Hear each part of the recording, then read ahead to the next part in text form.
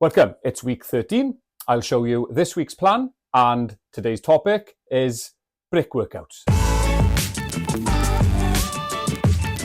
So in this video, I'm going to put the plan up first. If you haven't seen the series, I recommend you going back to number 1 and work your way through, and I will explain everything until now. So for you guys who've been following since episode 1, here is the plan. If you could just pause that, because tonight I'm going to be spending time on the brick workout, which is the QC in this plan. So I'm going to ping that away. I was really chuffed. I managed to follow most of it again this week, bar one swim, and working around the family and work has been quite challenging, especially as it's ramping up now in week 13. Now, for you guys who've been following the plan, you would have noticed that you would have been doing the QC midweek, so a 45-minute, an hour on the bike, and then a 10 or a 15-minute run immediately afterwards. Now it's ramped up to running off a long bike on the weekend also. Right, so a QC, a quick change, is a brick workout, so brick like Lego blocks, whatever. It can be from swimming to biking, biking to running, running to swimming, whatever. And the whole point of a brick workout is to simulate race conditions, it's to speed up your transition efficiency, and it's to improve your mental toughness for race day. So I'll just break it up into sections, such as transition efficiency, so it's practicing transition in training. It'll improve your speed and efficiency on race day. Mental toughness. Brick workouts can be challenging. They're building mental resilience by forcing athletes to push through fatigue and transitions effectively. Fatigue adaptation. Brick workouts help the body adapt to fatigue of cycling before running, improving performance on the run leg of the race. Fuel plan testing. Brick sessions provide an opportunity to test the effectiveness of your fueling strategy, ensuring adequate energy levels throughout the race. Overall endurance. These workouts contribute to overall endurance by combining different disciplines in a single session, preparing your body for the demands of triathlon. Now, all of this together is such a powerful package to be practicing. As I mentioned earlier, even if you're running off the bike for only like 10 minutes, that will get your mind and your body in tune with settling off the bike into the run, because you're going to be using different muscle groups. You've been crouched in the bike for a long time. You've been powering through those sections, those workouts, those zones, and then you're standing upright, you're in trainers, and you're flowing forward using different muscle groups. It's also important to note that in a race, you will be wearing a triathlon suit or maybe bib shorts.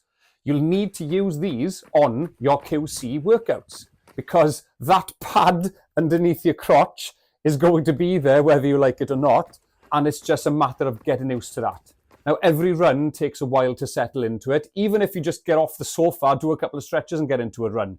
But getting off the bike into that run, it will take you, I don't know, maybe 4 or 5 minutes, maybe a mile to settle into it. I've got a couple of tips to share with you on the end of the video. But just for now, I'm just going to run this through just to show you how efficient, how fast this is getting off the bike. A standard dismount with the bike shoes on, Velcro straps off. You can get different ones with turn wheels on them. Trainers on, elastics, away we go. Now, obviously, that's a quick change in the garage. On race day, you may want to put a hat on, sunglasses, you may want to put gels in your pockets, etc. It may take an extra 10, 20 seconds, whatever. But you want to be aiming in under a minute off the bike, getting out there. So a couple of tips and things I've noticed when I'm either doing triathlon and I'm just noticing people around me from various levels, or when I'm just watching from the sidelines. Now, the most advanced, the elites, they go the extra bells and whistles. They use elastic bands to tie their bike shoes up. So their bike shoe would have been clipped already on the bike. Elastic band attached to the back of the bike, holding it in an upright position. Tag wide open, so they can run out of transition from swimming and then sort of jump onto the bike and sort the shoes out when they're out on the road. But what I've noticed is, if they don't practice a lot, they faff too much on the shoes and they just don't get going on the bike. Personally, I'd rather just stick my shoes on solid ground and run with my shoes. I know that I got the cleats on the bottom, but I'd rather do that because I know once I'm clipped in, I'm just away.